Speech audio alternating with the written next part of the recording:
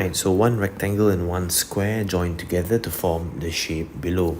What is the area of the shaded part?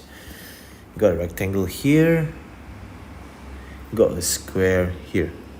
Okay, and the shaded part is actually the difference between the two areas of the rectangle and square and two triangles, as we can see. So we cannot find the area of the shaded part directly. Why? Because we don't have the information about these shapes here. We don't have that. Okay, if we cut it, we get two triangle, number one, number two, but we don't have the base of the first triangle. We don't have much information also about the second triangle's base and height.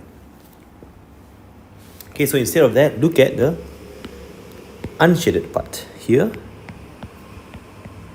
and also at the bottom here.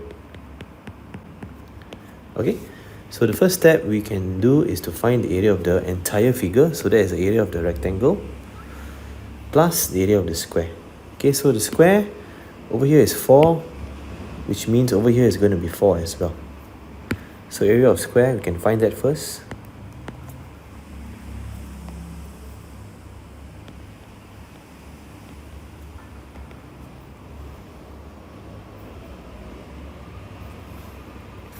Times 4.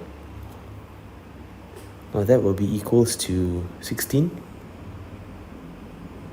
square cm. Alright, and then the area of the rectangle we can find also 8 times something. What is this something? At the base here is going to be 4, right? Because that's part of the square. So 18 minus 4 will give you the length of the rectangle, which is 14 cm. So 18, so that's 14 times 8.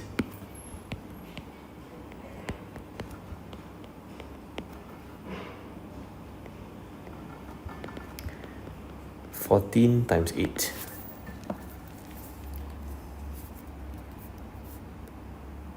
There will be 112 square cm, and the total area will be 112 plus 16. That will be 128 square cm. Alright, and then we find the area of the top triangle.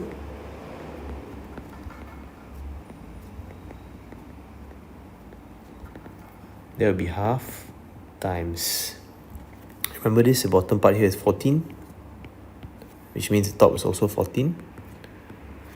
So half times 14 times 8, 7 times 8, that will be 56. And also the bottom triangle over here,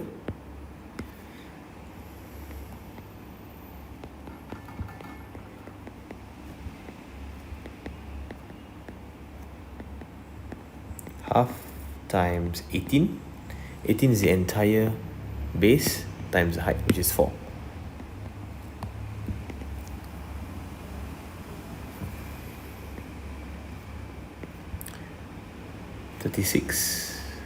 Okay, total unshaded area is 56 plus 36. That would be 92. Alright, and then we will take the entire area of the rectangle and square minus away 92 to get our answer. Area of shaded part will just be 128 minus 92. Answer for this question, 36 square centimeter.